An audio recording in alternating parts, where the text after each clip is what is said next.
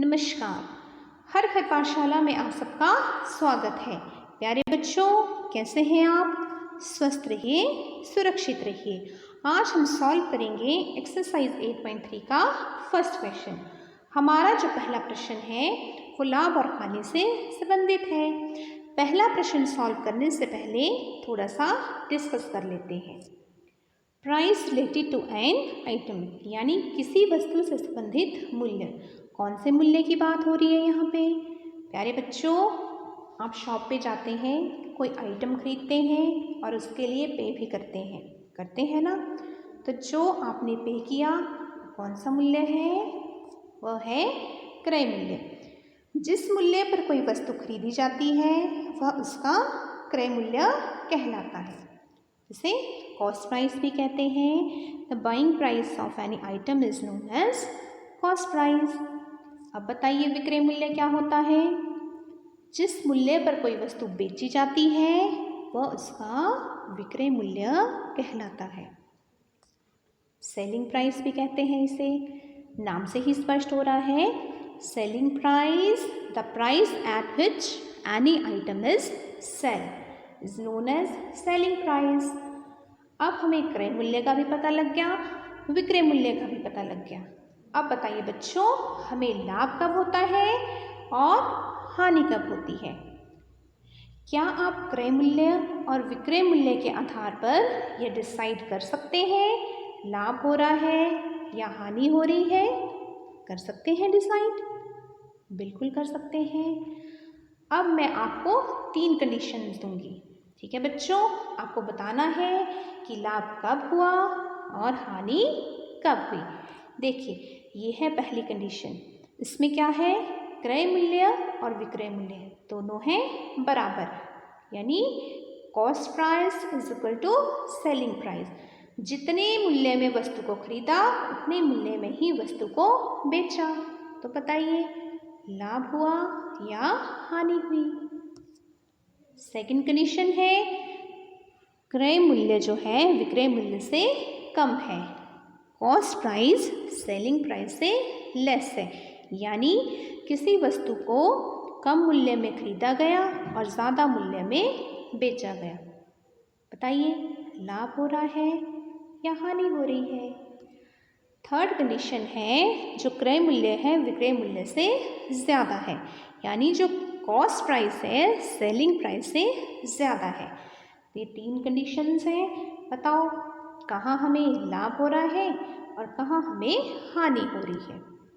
हम सब जानते हैं जब हम किसी वस्तु को क्या करते हैं, कम मूल्य में खरीदते हैं और ज़्यादा मूल्य में बेचते हैं, तब हमें क्या होता है? लाभ होता है ना। और हानि कब होती है? जब इससे उल्टा होता है, यानी हमने वस्तु को ज़्यादा रुपए में खरीदा था और कम रुपए में बेच दिया। जब उसका क्या होगा? क्रय मूल्य ज़्यादा होगा और विक्रय मूल्य कम होगा। तो अब हम लाभ और हानि के लिए सूत्र लिख सकते हैं। लाभ हुआ हमारा विक्रय मूल्य माइनस क्रय मूल्य, यानी profit is equal to selling price minus cost price. और हानि क्या हुई? क्रय मूल्य माइनस विक्रय मूल्य। Loss is equal to cost price minus selling price. जो वैल्यू ज़्यादा है उसमें से ही हमने घटाना है। अब देखिए बच्चों, लाभ और हानि का सूत्र तो हमने डिस्कस कर लिया। अब लाभ प्रतिशत और हानि प्रतिशत के लिए क्या सूत्र है? हम सब जानते हैं कि किसी भी क्वांटिटी को प्रतिशत में बदलना हो तो क्या करते हैं? गुणा 100 करते हैं ना बच्चों। आप देखिए लाभ प्रतिशत की बात हो रही है, हमने लाभ को कैलकुलेट करना है प्रतिशत में। कैसे करेंगे? हमें क्या क्या पता होना चाहिए? इसके लिए हमें लाभ और क्रय मूल्य इन 2 क्वांटिटीज़ का पता होना चाहिए। हमें लाभ कितना हुआ, जो रुपए में हमारे पास लाभ है वो कितना है वो मेंशन करेंगे, और क्रय मूल्य कितना है, यानी प्रॉफिट और कॉस्ट प्राइस हम मेंशन करेंगे। उसी तरह जब हानि प्रतिशत कैलकुलेट करनी है तो हमें किस किस का नॉलेज होना चाहिए? हानि का और क्रय मूल्य का, लॉस और कॉस्ट प्राइस।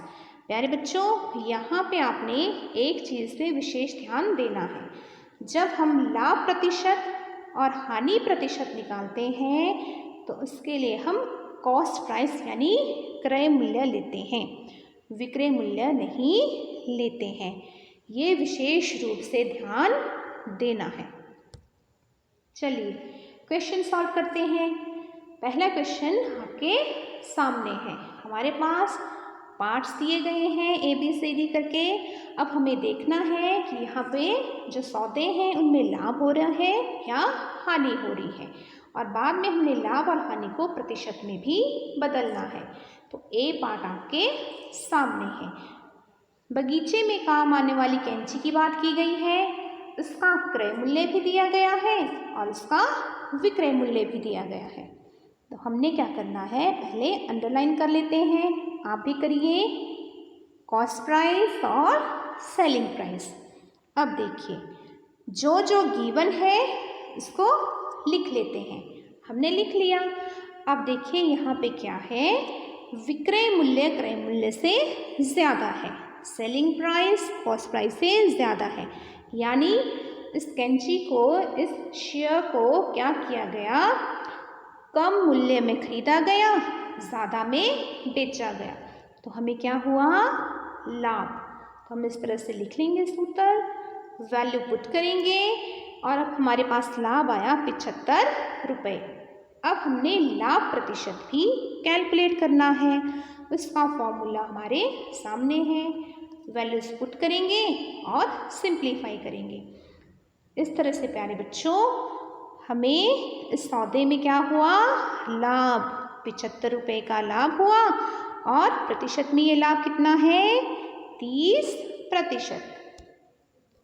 अब है सेकंड पार्ट। एक रेफ्रिजरेटर है, उसका क्रय मूल्य भी दिया गया है और विक्रय मूल्य भी दिया गया है। तो आप क्या करेंगे, सबसे पहले अंडरलाइन कीजिए कॉस्ट प्राइस को भी और सेलिंग प्राइस को भी। इसके बाद हम क्या करेंगे, जो जो गिवन है उसको लिख लेते हैं। अब यहाँ पे देखिए कौन सा मूल्य ज़्यादा है, यहाँ भी विक्रय मूल्य क्रय मूल्य से ज़्यादा है, तो हमें क्या हुआ, लाभ। अब हमने लाभ कैलकुलेट कर लेना है, वो हुआ 1500 रुपये का। अब अगला स्टेप क्या है बच्चों, अब हम लाभ प्रतिशत फाइंड आउट करेंगे। इस तरह से फॉर्मूला लिखना है, वैल्यूज पुट कर दी और सिंप्लीफाई करके हमें लाभ प्रतिशत कितना मिला, 12.5%। इस तरह से हमने लिख लेना है। लाभ है 1500 रुपये का और लाभ प्रतिशत हुआ 12.5%। अब नेक्स्ट पार्ट है, एक अलमारी को हमने 2500 रुपये में खरीदा और 3000 रुपये में बेचा। अब हमें लाभ हुआ या हानि हुई, ये हमें कैलकुलेट करना है। तो सबसे पहले प्यारे बच्चों अंडरलाइन करेंगे क्रय मूल्य को भी और विक्रय मूल्य को भी। अब जो जो गिवन है वो लिख लेते हैं। यहाँ पर क्या है, यहाँ पर भी वही है, विक्रय मूल्य क्रय मूल्य से ज़्यादा है, तो हमें क्या हो रहा है, लाभ। हमने फॉर्मूला लिखा, वैल्यूज पुट की, तो कितना लाभ आया, 500 रुपये का।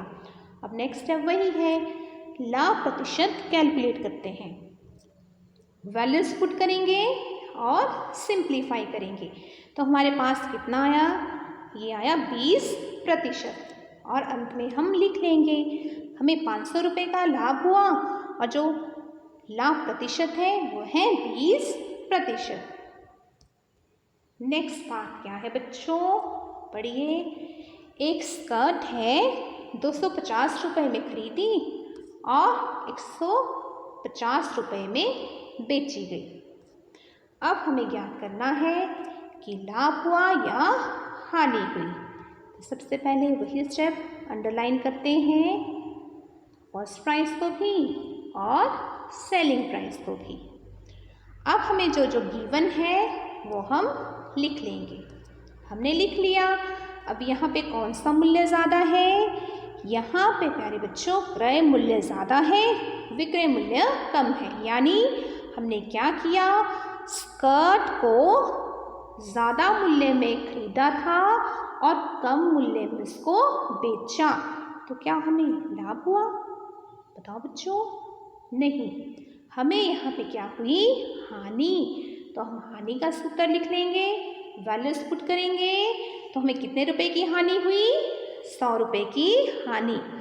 अब हमारा अगला स्टेप क्या है?